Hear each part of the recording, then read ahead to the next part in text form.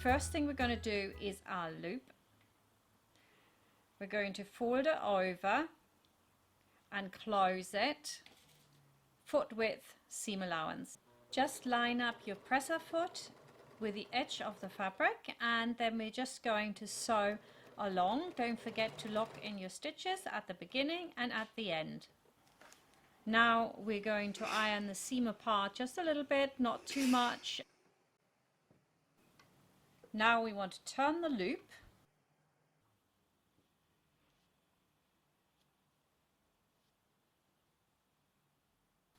There we go, that looks good. Make sure that the seam is on the center. Iron with a bit of steam.